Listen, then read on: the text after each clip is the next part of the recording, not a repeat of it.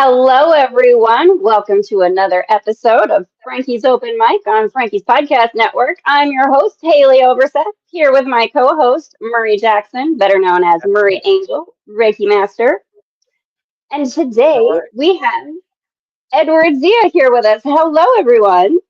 Oh, thank you. I just got to say, Murray and Haleigh, thank you so much for putting this amazing show together. I love your opening intro. I don't know how I'm going to keep up with that level of professionalism.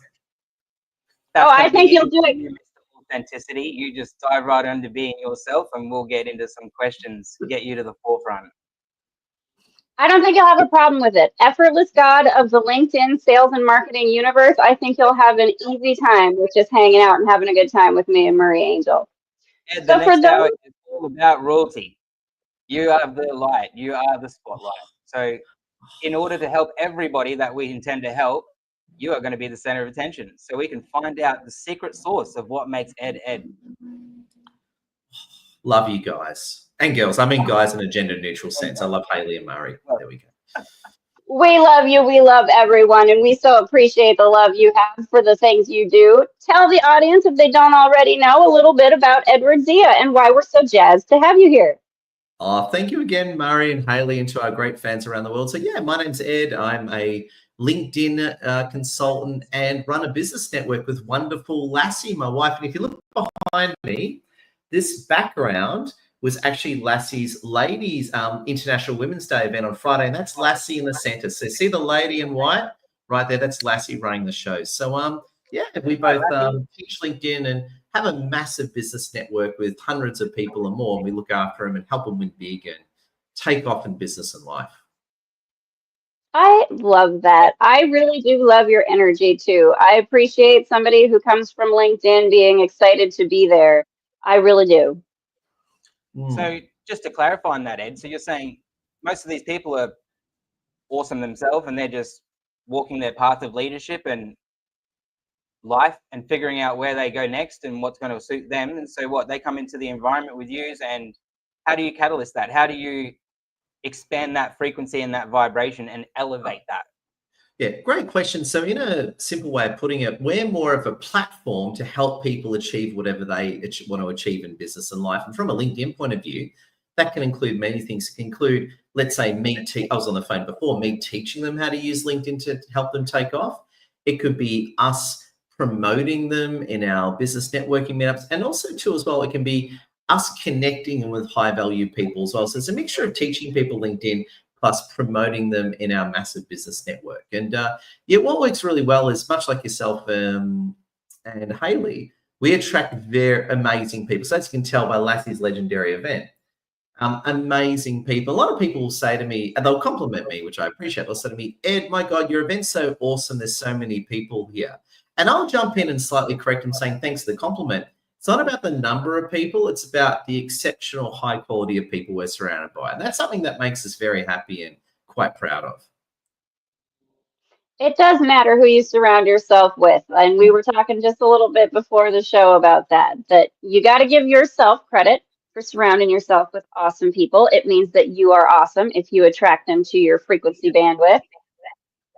But the fact that you do have a perspective where you appreciate the quality of energy around you and not just the quantity, that does say a lot about you. And I think that's a great start to what people can understand about you and why you do have such a successful story with your LinkedIn marketing and your consulting.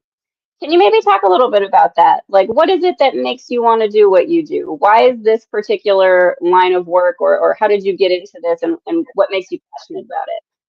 Yeah, exactly. So long story short, so back in the day, so I used to be in the Australian Army and the Australian Federal Police a long time ago, and very successful. I got injured very badly, made quite a few mistakes in life. When I was about 29 or 30, yeah, I was a homeless veteran living in my car. So I actually lost everything. I was living in my car at the age of 20. I was like a very, very successful guy in my 20s, very like six figures, nice cars and all that. And towards the end of my 20s, I totally flew like a brick, right? And lost everything. And at the time, I was actually living in my car on a beautiful beach. And so in Sydney, there's a beautiful suburb called DY. And it's a beautiful beach on you would know, someone like Murray would know, do you? A beautiful beach. I lived there in my car for about a year or so. And really it was a chance to I sort of got over the shame of how I got here, but it's like, where am I going to go in life? What am I going to do again? And long story short, what happened was a lot of people didn't know I was living in my car, right? Anyway, what happened was one of my really good friends there, Denise, she was talking to me and she goes, Ed, I need you. I'm running this health company. I need you to come to the Easter show and I need you to help me sell health products to the audience. And I was like, whoa, Denise, I think you got the wrong guy here. I don't know about this, Denise. And she goes, no, Ed, you're going to be great. And I said, no. And she goes, Ed, I'll pay you $500 a day. Done. Right? Done. Sold. Right. And what was interesting is that, and she was right, an amazing lady, Denise, right? Credit to, if she's watching, credit, love you heaps, Denise. And what happened was, including commission, I made $2,000 a day over 3 or 4 days, right? She was right. She picked me as the right guy for the job. And I made a lot of money, right? So I made about I think $6,000, $7,000 over a few days. And I'm like, so you got to remember, I've been living in my car for a while and now I've got about $7,000. And I said, oh my God, this could be a chance to reboot my life. And so what I did was, whilst I was living in my car, I found a really, really good coaching program, right? Where you can become certified as a coach. And it cost about $4,000. It was in Melbourne. It's like, I got $6,000. I can spend $4,000 on this and I spend a bit on travel. So what was funny is I was living in my car, flying interstate to do this coaching program, living the high life. So everyone thought I was this successful, amazing guy. I was actually living in my car. I was kind of giggling all the way. I was like, hee. As well, you should, because why shouldn't you be successful and have that boxcar children experience at the same time? Exactly. So it was kind of funny. Everyone was complimenting on how awesome and successful I was. And I'd sort of walk off giggling, like, ha, I'm a loser living in my car. But anyway, but what happened was, so I did that. Then I started getting clients, and it wasn't before long that I actually became a full-time coach, but more of a marketing coach, more marketing and business, not so much a life coach. But it wasn't before long I actually became a full-time coach, and I was earning at least $10,000 a month. And on that journey there, it's like, I should probably reintegrate into society. And so, so then I sort of transitioned from being a weirdo living in his car to being a weirdo center stage. So I went from being so then I became a popular weirdo, still a weirdo, but a popular weirdo, you would say. There you go. You know what? That's just an adventure that you got to have for a while there, is what that was. And I really do love that. Good on you. Absolutely. You had the beach there. That's pretty rockin' rad. There's plenty of people now that are just trying to get in a van or a car and just hang out by the beach and not be tied down to a property. Yeah. So I did van life before it was a thing. So there you go. Right? You started the trend without even realizing it. I wish that I had heaps of money. I should have started a van life YouTube channel. I don't know. There's heaps of them now. So there you go. There's heaps of them now. There's heaps of them now, but you know what? That's right. Your particular flavor is something that people still need. So you could still do it. Yeah. What an incredible insight. And just quickly bring LinkedIn into it. So long story short, some years later, when Microsoft bought LinkedIn, one of my friends from Microsoft said, Ed, if you want, we'll set it free, no charge, we'll certify you on LinkedIn. So Ed, if you, we'll certify you on LinkedIn for free. And I did that. And I fell in love with LinkedIn so much. About a year later, we became LinkedIn specialists. So sort of moved away from the marketing coaching and just focused on LinkedIn and business networking. And here I am today talking to you amazing winners. So I'm so honored to. You're too sweet. We're so happy to have you here. This is just so much fun for us. And sorry, Murray, go ahead. I think you had another question that you wanted to jump in on before I just keep getting pixie excited and fly off. Just a great insight, Ed, and I'm sure for our audience and your audience, the insightfulness of feeling that for themselves is going to be impactful and yet paramount. You're very connected as we've discovered here, and for good reason. So with that reason, I guess the most accommodating question now is, in the mental magic that you spread, how do you infuse this deep coaching and this experience that you have into these funnels, into these environments, and into these people, based off of what you've gone through and what you've shared with us so far, that that's allowed you to have that a little bit of a internal peak, you know? Like you said, you've rode the wave while being low. So you know what it's like to be in that dual space. How do you do that? How do you hold that space now for yourself and still show up for everybody else energetically? A great question. I think the thing is, and Haleigh and I were having this conversation. Love your work, Haleigh. To me, the biggest thing is no judgment. So when you're listening to someone, no judgment. So be it, you don't get angry at what they say, you don't get sad, you don't even get happy at what they say, right? You maintain a level of neutrality with people and no judgment. Because what happens to me is a lot of people, at least half of our clients, when they approach us and work with us, and we appreciate it, about half of them are ashamed about something. Is something they're ashamed about, right? Very ashamed about. And I actually invite them to tell me all about it, right? And as they tell me about it, I sort of compete with them saying, doesn't matter what you've done, I've made bigger mistakes than you. So I have this competition to the bottom with people, right? So there's not many things, some things are, but most people will have a race to the bottom competition that I usually win. Like, Ed, this and this happened to me. Well, I'm more of a loser than you. So we have this funny race to the bottom, right? And what it does is it kind of gets people to accept what's happened to them.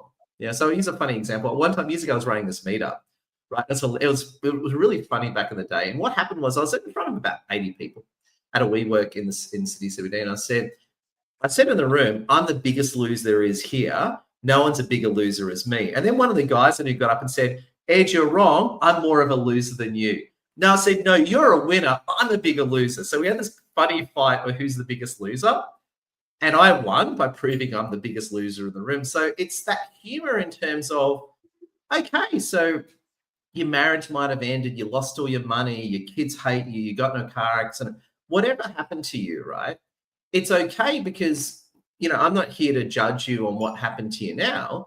The question is, in the here and now, where are we going from here? So there's that real clean slate, that real, look, line in the past, what's happened. What can we do now to turn everything around? So it's called being future focused. So I'm not here to judge or condemn anyone, far from it. I'm here to help you draw a line in the sand and say where to from here. Because the thing is, you can redeem yourself. Like I used to carry a lot of shame and guilt about, I was homeless, I made this mistake, I did all that. As far as I'm concerned, I've redeemed myself. It's sort of, you redeem yourself through your hard work and success. So we all have regrets and shame. But what I say to anyone watching is, there's a good chance that I've probably got more to regret in life than you do. There's a good chance of that. But whether I do or not, right? Don't worry about regrets or shame. Draw a line in the sand, and then where to from here? How are you going to improve things? How are you going to help people around you? And if you've made a bunch of mistakes, how can you rectify those mistakes? What can you do about it to set your rights wrong? You may not be able. Maybe there's nothing you can do about it. Maybe there is something you can do about it. It's time to look within and see what you can do to help other people. Fantastic. I love that. That is just beautiful. Look inside. Definitely the time for it. It is definitely the time for it. Totally. It's collectively the time for it. And that's like a whole bigger conversation, isn't it? We can, certainly delve into that. I do appreciate your perspective, though, the very sort of unconditional approach. For as much as people do have those conversations about unconditional self-love or love for others, right? Sometimes it can become a little bit lip service, and especially when you're on a space like LinkedIn, you kind of have to discern a little bit between the people who present that energy and the people who are that energy in what they're doing, right? So can you maybe talk a little bit about, in your experience that you have had, as much as there are those things that we as humans just tend to feel ashamed about or kind of get caught up in that sort of, blaming myself or just stuck in that, what the past is. Can you maybe talk about how recognizing that different sort of vibrational frequency, that energy, has actually helped you to move forward? Like that there was a value to being in that space and understanding what that was, that can help you help others in a bigger way than you would maybe have been able to if you hadn't made all those choices or quote unquote mistakes. It's funny. One of the biggest things, and I was quite ashamed about this, and it took me a while to say it publicly, but I've always had a bit of an eating disorder. I've always had a real problem with binge eating, right? So it's never been It's never been girls, gambling, or smoking. For me, food's always been my problem, right? Whole life, right? And during the whole sort of lockdowns, I put on like 30 kilos, went nuts, right? Just went absolutely crazy. And I've lost most of it. But what was interesting is that with my sort of my eating disorder, I was very ashamed about that. I was in complete denial, very ashamed. And eventually I came public with it, right? And as I started talking about it, I started getting all these messages. Me too. Me too. Thank you, Ed. Thank you for talking about this. Thank you for bringing this topic up, right? And some of the people who said, I've got the same problem, you wouldn't have picked it, right? They said, yeah, Ed, I had big problems in my childhood. Or, hey, Ed, when my marriage went kaput, I had big problems. Or, hey, Ed, when I lost my job, I had big problems. So it was interesting. So I went from a shameful, guilty type of energy to more of an empowerment type of energy, and that, okay, so what I did, I'm not too proud of, but I need to own this. And as you said, you said before, you're all about shadow work. I'm all into that, all owning your shadow. It's like, yeah, I had this eating disorder and what I did was wrong, and I'm very regretful about it, but here I am dealing with it. And if you've got an addiction to or the same problem, you're not going to get judgment from me, far from it, because the world might judge you, but I certainly may not, because addictions are hard, as a guy, different people have different addictions. Addictions can be very hard to work with. And a lot of people can be very dismissive of addictions. They're very much, oh, well, you just lack discipline. You're a loser. You're this and that, right? Doing the whole alpha male Andrew Tate thing, right? Which I totally condemn, right? But it's sort of a matter of, when you move on from shame to acceptance, and then you move from acceptance to empowerment. Okay, so here's what I've done. I'm not proud of it, but how can I help other people? How can I help myself and help others? And I think it's a very useful conversation to have. I was going to ask, what do you two think? You guys are the shadow workers, not me. What do you guys think on this one? Murray, Angel, do you want to start? Thank you, Haleigh. I appreciate that. Yeah, look, Ed, I simply agree. I think everyone agrees, Being in a space of shame really, really, really refrains our ability to have humility, which is one of our highest qualities in this experience as a human being. Alongside love and authenticity and compassion, they will share the same sort of playing ground and floor. So when we're being withheld, it's usually comes at quite a cost, not just to ourselves, but those around us. So if we can provide environments of unconditionality, like you've just said, where people can come to that point of drawing the line in the sand, not only do we give them the chance of reflection and release, we give ourselves the chance to transmute that energy on their behalf. You seem to have a lot of experience with that from what we've understood here. And I think that is probably the biggest thing that I'm seeing in this conversation today, is that if we support each other, there really is no shame. Totally. If we create the environment to be ourselves, we all flourish together. There's a lot of unconditionality that I think we have sort of unlearned as humans, if that's maybe the way to say it. There's, in this creating a space, that's part of what we do here with Franki's Podcast Network. That's why I started podcasting, because I wanted a space where people could present themselves and their story and where they are, because I think every story is important. I think that everyone's got something to share that someone is looking for, right? So the experiences that you've had, while they might be difficult, they're a gift to someone else, because it allows them to see that, oh, we are all really the same in this human collective. You've felt the things I've felt, and you've been in the places I've been, and I'm not so alone in the things I think I'm alone in. And when you can hold that sort of safe space for people, you really do allow them to release those kinds of things that are heavy or that we as humans have labeled as difficult. And you can kind of start to get into a space in a conversation where we recognize that whether something is a challenge or shameful or good, or like, they're all constructs or definitions that are subjective to us as individuals and as collectives and cultures and groups of people or groups of friends. So, what are maybe some of your thoughts on that? Just the unconditionality as an individual that you have towards others, and how that really does build a space in a community where you can thrive because there's not so many labels that say this is good and this is bad, and we have to agree on that. Yeah. And you bring up a topic that I'm right into, and I know Murray and I had this great chat, and Murray and I said a bit of context for our viewers. Murray and I actually caught up face to face at our Brisbane meetup, so it was so good meeting you, Murray, and our Brisbane. And we had a very non-politically correct chat, a chat that we cannot talk about publicly because the establishment doesn't like free thinking. I mean, what was interesting about our chat is that it comes down to individuality. Right? Individuality, because one of the big things that I'm quite into is the idea of individualism, right? And society is not into that, right? So if you look at the zeitgeist, talking about individuality is a real contrarian idea because society is all about labeling you. Are you male or female? Are you gender non-binary? Are you an Arab? Are you an Aussie? Are you an American? Are you a lefty or are you a right winger? Do you love Trump? Do you hate Trump? And so what happens is society wants to put all these labels on it to try and control us. They want to categorize us as much as possible, right? And the solution for that is individualism. So, for example, right, I'm an Arab Australian guy married to a Chinese woman, right?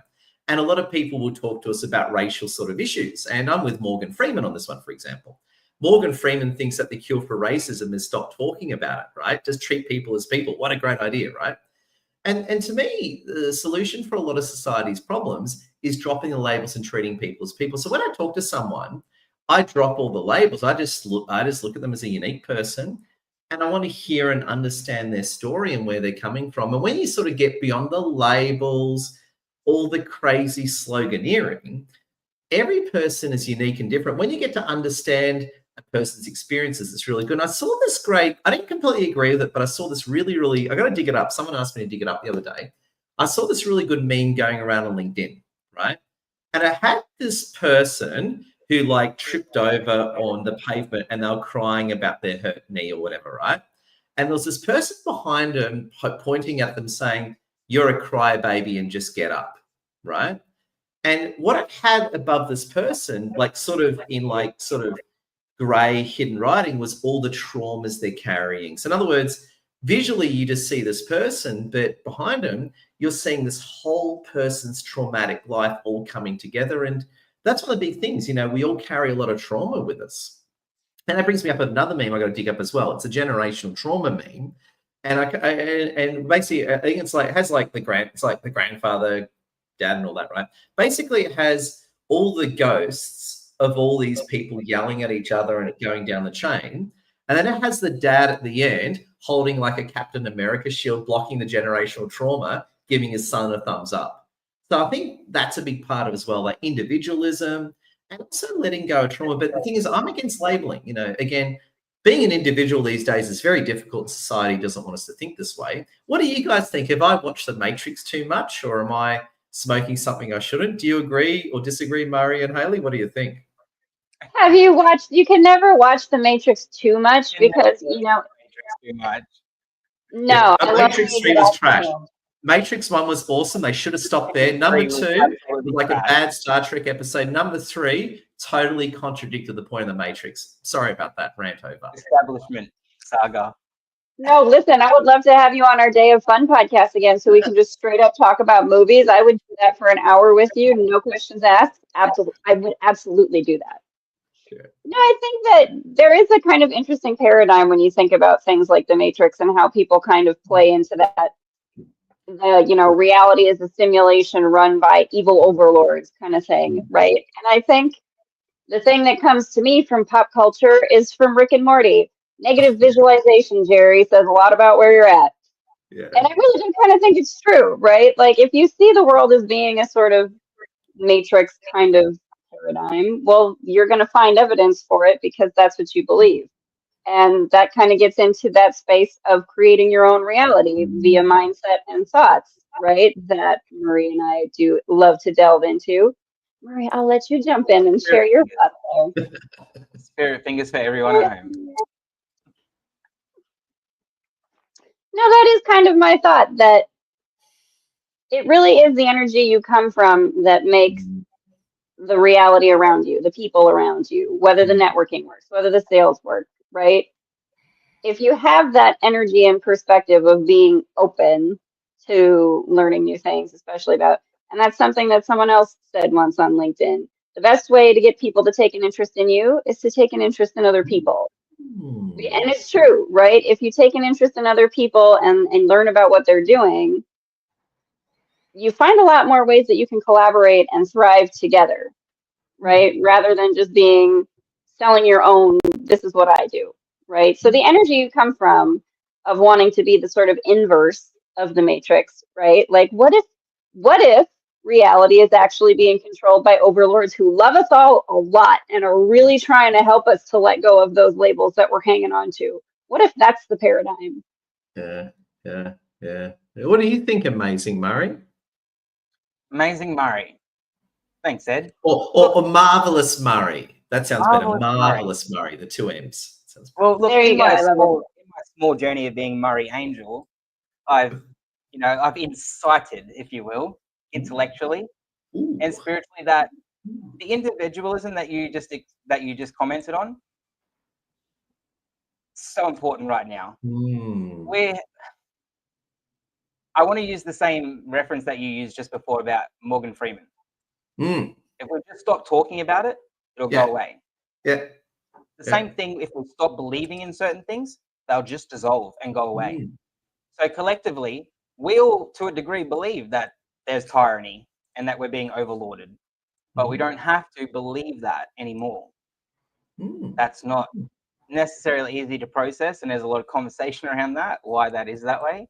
But fundamentally, if we are accessing that very core light within us, the individual light that we are, that we bring to this world, regardless of the shame, regardless of the tethers, and regardless of the history that's following you, we still move forward. We're still having our emotions, which is our energy, and it's in motion. So this is an experience and you're present for it.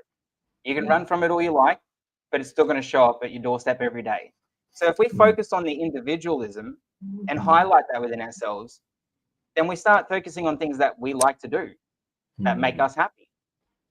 And I've known this my whole life, just from my own experience. Whenever I'm in line with something that I'm passionate for, or around people that I like being around, that have similar values and want the same desires and interest in life, I give much more freely.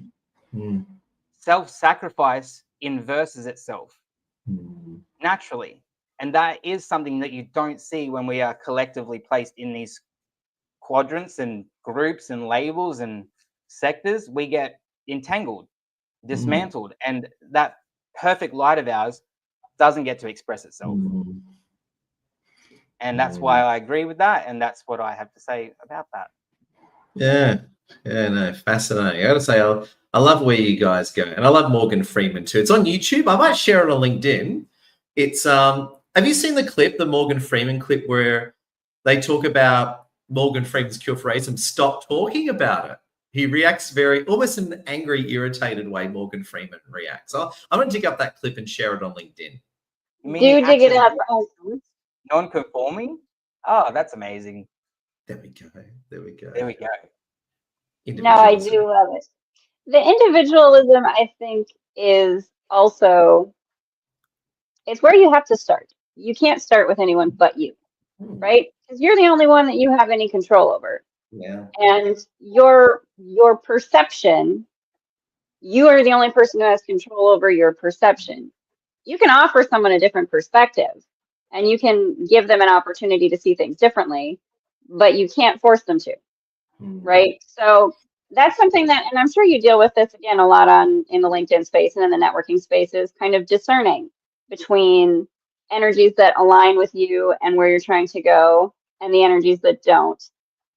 Can you maybe talk a little bit about some of the things that you might even help with your coaching services when it comes to that kind of thing? And maybe a little bit when you're in kind of a transitional space with things, right? The ability to recognize when a situation or circumstance maybe doesn't suit where you're trying to go anymore, and how do you navigate that when you do care so much for people around you and you still care for whatever circumstance may not be aligned to you anymore? Yeah, totally. I think a lot of it comes down to is how responsible someone is. So you'll meet people that are fantastically responsible, very stoic in that, hey, this is something I'm doing, this is something I'm dealing with, right? And then you'll meet with people who are really more in victim mentality, and they're usually quite lazy. And this is the biggest thing that I've learned. People who are in victim mentality are usually quite lazy people. People who are quite ambitious are quite responsible people. And I see this all the time. I'll meet people that who I don't have a lot of respect for, right? Who basically are in victim mode, and they're just blaming everyone around them for their problems. So one of my really good friends, right, who I really adore, they're too much of a victim, and I actually got stuck into them the other day, right? And I'll give you an example why. I've said to this person many times, they want to start their own business. And I said, okay, you should start posting daily on Facebook, LinkedIn, and Insta, right? It's free. Take your 10 minutes, right? And they just won't do it. They just won't do it. Time after time after time. Every few months, they come back to me, basically complaining about all their problems to me. And I've told them how to solve it. They won't do it. And they'll open the conversation saying, look, Ed, I know you told me this and I didn't do it, but I need some help here. And I say to them, look, and this is where I sort of laid it on the line for him last week. I said, look, I work way harder than you, right? I work way more hours. I do 7 days a week. I got to do stuff. I got to pay. I'm married with kids, of a mortgage and all that. Welcome to Sydney. Right? This person doesn't have any of that. I said, I work way harder than you, and I got way more responsibilities in my life, and you don't hear me sounding like you. And the moment I said that, they started to crack a little bit, right? They started to crack a little bit, and they're like, yeah, Ed. And I said, it's not a cool look, right? And what I think is, and I said this to their face, I said, look, what I think is really going on is I think you're a bit lazy. I really do. I think you're just a bit lazy, and you're using this victimhood as an excuse to get out of work. You know what they turned around and said to me? I agree with you, Ed. And I like that. They conceded their position. Now, the reason, and it's not about Ed being right. It's not about me right and you wrong, not at all. But the thing that frustrates me, and I see a lot, is a lot of people will walk up to me and complain about how their life and business isn't working. I tell them how to fix it, but they're just not that interested. They're lazy. So I think a lot of people out there are really, really lazy, and that's the reason why their life isn't working. So laziness is something which I really, really dislike. Really, really dislike. And if I get a hint that someone's lazy, my nice guy act goes out the window, and I start folding my arms and getting slightly annoyed, right? So, but I deal with that a lot. Laziness, big problem. People just don't want to work that hard. They want to blame me for all their problems, which is nice, but they don't want to do any work. So laziness, I think, is a big cancer in our society. And laziness is hidden in saying, so this person would say, well, Ed, I need mental health time. I need me time. They'd say all this sort of stuff. Yeah, so do I, but I'm still doing work. So, yeah, I think state-sanctioned laziness is an epidemic these days, and people not taking responsibility. That really annoys me. When I hear that, Ed's nice guy routine goes out the window. So there you go. That's one thing I've been dealing with a lot lately, which has been kind of ironically funny and tragic. You can clearly, that's definitely understandable given your environment and your professional responsibility. There you go. Well said. Well said. I think, we are in an interesting liminal space as a society in a lot of ways, right? So when we are experiencing, laziness, or I would say apathy, right? Yeah, Because I think that's a bit where we're kind of at, is that there is a lot of noise and there are a lot of things going on. And I think for a lot of people, it becomes a state of, I'd rather be apathetic than overwhelmed by all of it, right? And sometimes I can understand that people get into a space where you might fall into those ruts again. And that's kind of where Murray and I have that, the shadow work and the kind of like Reiki and the things that we do, because it does happen. It happens to the best of us. And that person who admitted to you that they were being lazy, I think that's something that is common. It's not that people don't recognize this or that thing that they could be shifting or changing, but what they can't figure out is why they continue to choose the old negative feedback loop, right?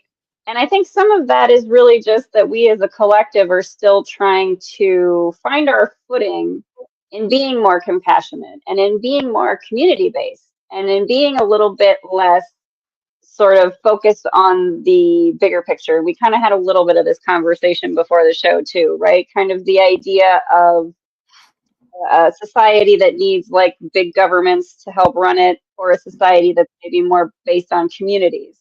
And I think to some degree that we're headed back in that direction where the power comes back to smaller communities, comes back to the individuals, comes back to the people. I think people are ready for that energetically and they want it, but I think they don't really know how to get there, right?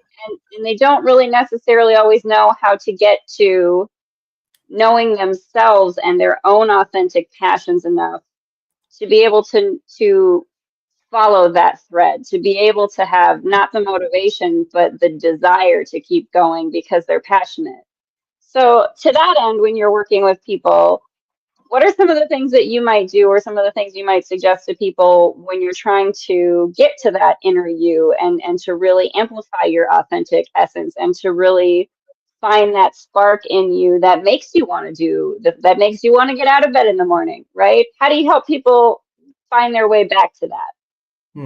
So it comes down to, I find it comes down to understanding someone's motives. So one person I was having this type of like the laziness conversation with, what really motivated them was proving their parents wrong, right? So they wanted to become independently successful and show their parents how they made it, right? And I'm like, well, good. You don't want to make it, if you fail, you make your parents correct. The moment I said that, they were like this. They were not happy, right? They checked out. They were not happy, but I was still correct, right? And I said, look, at the end of the day, right, if you get lazy and fail, you're going to make your parents correct. You're never going to hear the end of it. If you become massively successful, you get the benefit of proving your parents wrong and becoming successful at the same time. How does that sound?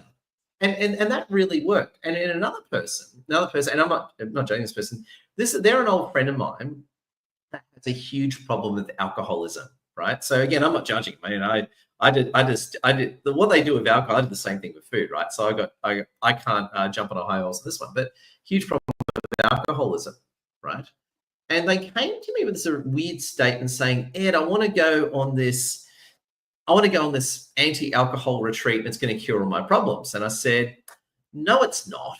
I said, you're just going to go on a retreat and come back and just hit the bottle shop again. You're not going to change, right?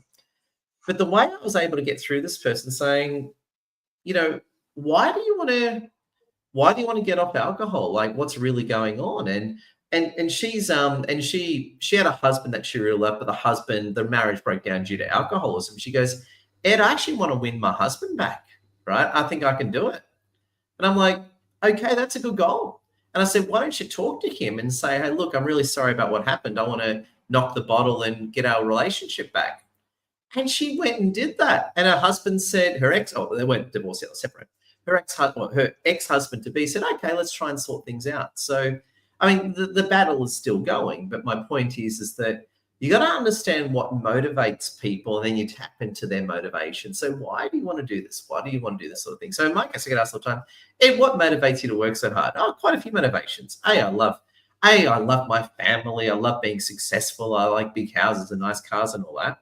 But also, too, I love creating change as well. I love people, as you were saying before, I like people find their own sense of individualism. And just reacting to what you said earlier, I couldn't agree with you more, Haleigh and Murray, in terms of the power shifting away from the big governments and back to the communities, because we've seen how our governments have failed us. I think collectively, we've seen how our big governments have failed us, and we've seen all the corruption and the crimes they commit behind the scenes come to the surface as well. So I think people are seeing, whether you're left, and this is the thing I like, whether you're left or right, and this is the thing I say to people, the whole left and right political term, that's put in by overlords and controls, because instead of, while the left and right are fighting each other, we're not looking up. That's where the real problem is, right?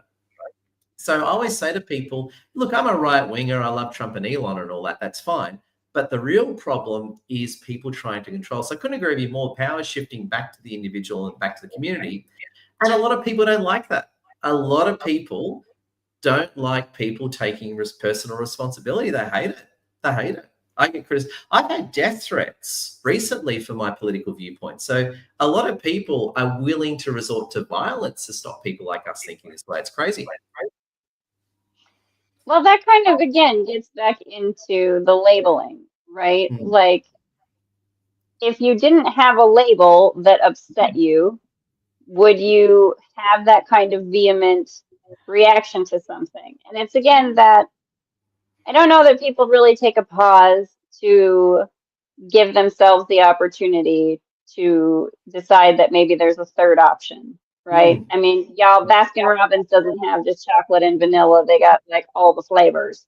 Why should we not have that many options when it comes to the people that are leadership positions in our communities and our societies, right? And so I think that that is something that people need to, I mean, even just break away from that paradigm and that idea of there only being two sides. Well, no, there's multiple sides. There's much nuance to every subject that you can have a conversation about or have a perspective on. And it's all valid because everyone does come from a certain kind of experience with all that baggage that you can't see. So their perspective is valid. All truths are true to every individual in the now, right? Anything that is true for you, there's a valid reason why you came to that truth. If we can have more conversations openly with each other about our personal truths, again, in safe spaces where there is not judgment for whatever that perspective may be, I think it does give us the opportunity to kind of open up more of the trust of one another that is more required and more kind of, I think, thirsted after by people right now. That really does help build that sense of community that we need to get back to. And I think maybe, and maybe talk about that a little bit. Murray, give us your thoughts. But is there Definitely, maybe I would something? like to hear about that as well. We all know that mistrust leads to generally, we just covered it, abuse. Mistrust of labels, mistrust of self, mistrust of environment, mistrust of establishment, mistrust of energy being the primordial. So yeah, I'd like to speak more on that, the mistrust aspect and how that transfers into that victim mentality that we've covered here today, and how we can support that as we do, and how we clearly become these channels, which is quite clearly the observation here today from the conversation, that you're a channel, Ed, naturally. And you do that naturally. Whether you are choosing to be aware of that or not, that is a high level position you assigned yourself. Yeah. And you do a good job of it because you do it from a heart center of unconditionality based on the shame and the events that you say you transmuted. So there's real life experience involved in that. And if we continue to show that to people and show up as our authentic self, I think these spaces are going to permeate and we'll experience these interconnected communities and the power thriving with us, the people, the individualism, and our light shining again. I definitely do see that being the way forward after coming to your event. There you go. When I came to your event, I not only felt the synergy there, but I felt the ambition of connection. I felt the happiness of people being able to come to an environment and be their authentic self, taking all the leadership, all the money, and all the positive attributes of excelling in life as we're all chasing. It's something about that, something about having that space and having that environment to show up to may be the very first step someone's looking for to get to apathy, to come out of victimhood and to rise into leadership. And through people like yourself, me and Haleigh, being amazing, awesome beings, I see that being the path forward naturally for all of us. There you go. Well, you're the amazing leaders here. I mean, at the end of the day, Haleigh, you're the amazing leader. You're the one who reached out to me saying, do you want to come on my podcast, right? And I normally say no to these things, but your energy hit me like a truck and I loved it. I thought, I like this Haleigh chick. I'm so saying yes. I don't know who you are, but sign me up. So Haleigh, you're like a Jedi Knight. You will do the I podcast. accept. I will take that. Thank you. I'm a Jedi Knight with a light, and my light sword is a lasso, and I just pull you into the podcast. So you're more Gal Gadot. You're more Wonder Woman with the lasso, not a Jedi Knight. Right here. That's what it is. Yeah. Total Wonder Woman, not a Jedi Knight. Isn't she an Amazonian? I can't remember. Isn't Wonder Woman the last of her kind? I can't remember the storyline. I can't remember I'm too short to be an Amazonian, but like I will take that big energy. Like I will definitely accept that big energy. Okay. Gal Gadot, Wonder Woman energy. After looking at Wonder Woman lore, from memory, she's the last of her kind, something like that. I can't remember. So there you go. You know what? I'll take that. Last of my kind, one of a kind. Close enough. There we go. So after this, I'm going to write an article about Linda Carter and Gal Gadot and unpack Wonder Woman lore. There you go. Good for LinkedIn. Oh, yes, good for LinkedIn. More fun times on there needs to be had. And I just realized I'm talking about Linda Carter. It shows how old I am. Oh, scary. No, stop it. That's the beautiful thing of the age of the internet is that everyone has access to all the information from just forever. So, my kid's sister, who is a sophomore in college, has all of my references from like Ferris Bueller's Day Off and all those kind of things. Oh, yeah. Classic. That wasn't that Matthew Broderick's breakout role, Ferris Bueller? Was it Matthew Broderick? Matthew Broderick, yeah. I believe so, yeah. There we go. Sorry, anyway, I know we're not here to talk about movies, but we should do a movie podcast. We'll talk about Linda Carter. We're going to. I'm excited. I thought we established that 25 minutes ago. We were going to come back. There we go. We'll talk about Ricardo Montalban, David Hasselhoff, Linda Carter, Faye Dunaway. This is the example where we want to show the guest. This is when we get to these liminal spaces through time, you get to just be yourself. And when we can be ourselves, we have the best conversations. We talk about the most fun things. And we share passions and interests that really excite us and light us up. Totally. I do. I think that it's going to be such a fun time when we get together for the movie conversation because we'll find ways to parallel the movie things to all of the sales and the networking items that you have because that's the magic of what we do. It's called synergy, y'all, and we're masters of it. And we're so thrilled to be here. I do want to ask you, Ed, what are you looking forward? What are you really excited about in the world of the networking that you're in and in all of these different environments that you create with your events? What are you really excited about and what's your vision for the future?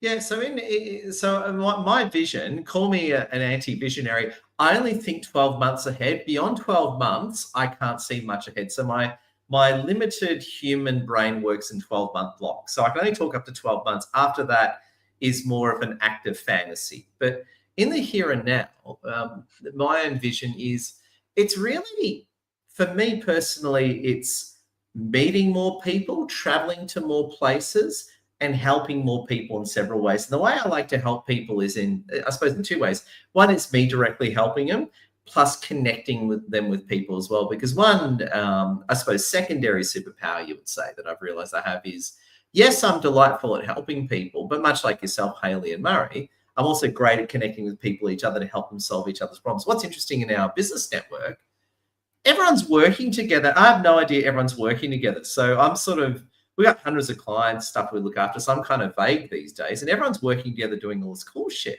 which I really admire. So for me, it's helping people directly, but better connecting them so that they all win more and more. And the reason why I like this background is A, I took this photo and I like this photo because I took it. But B, I just love, hey, Lassie, looks great, but I just love what this photo is all about. A bunch of, in this case, ladies, but a bunch of people coming together to help each other. So there we go. That's why I like this Total photo. Empowerment. Total that empowerment. Sums up what I'm about. There you go. Total empowerment. I do love that. No, and I do appreciate, again, people, not just that they're women, that they're people. It doesn't have to be about the gender label. We're all humans. We're all of the same species. I mean, guys, it's us and the animals, but they're also connected to us, and we've kind of forgotten that too, right? There we go. And the plants. That's a whole conversation for another podcast we can have. And the overlord robots. I couldn't agree with you. We need real economy, real ecology, real animal protection, not just simple bumper sticker lines. You know what I mean? So that's a whole problem we got in Australia. That's a whole podcast we could have about how we need to all kind of get back to nature a little bit in the sense of remembering that we're a part of it. And I think that you are on the right path, though, because you are creating an ecosystem of very awesome people and interconnecting people and projects and just wonderful energies. And we do so appreciate that there are people like you out there putting yourself out there, being vulnerable, being honest, and also just being willing to support other people in their journeys without judgment, because I think that is so very needed for so many of us today. And above all else, just being an awesome human being.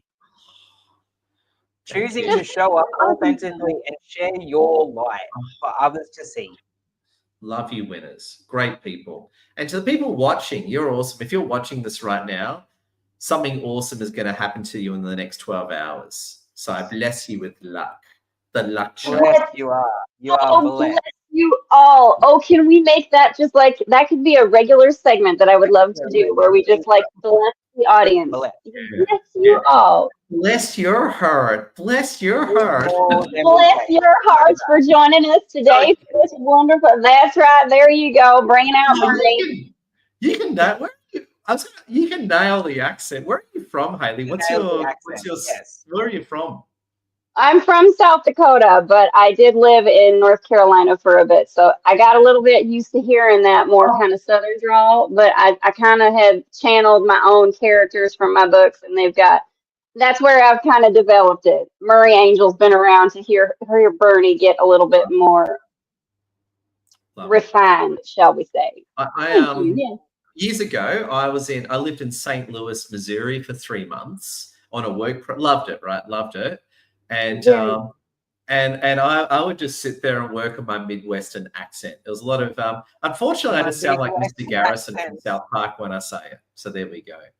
So I tend to sound more like Mr. Garrison. No, but he's great. I love South Park. You couldn't have picked a better show. If you want to connect with me on movies, game over. We're best friends now. He's South Park. Come on. About helping out all these kids. There we go. So there we go. I love it. No, that's so good. Brizia, we are going to have you back for more podcasts. Your energy is just so magnificent, and I just so appreciate you for coming on. Murray Angel, I'm going to give you the opportunity too to just sing Ed's praises one more time. Ed, thank you so much for joining us. For all of the people that follow you, that have shown up to support this light today, what an honor. What an honor to experience the energy of this man.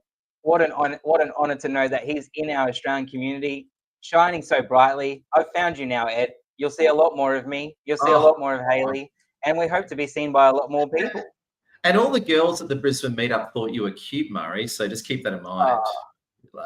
Well, as well, they should. Look at him. Level of cuteness about me, but I tend to be modest with that. Thank you for the reminder. I appreciate it. Love you, winners.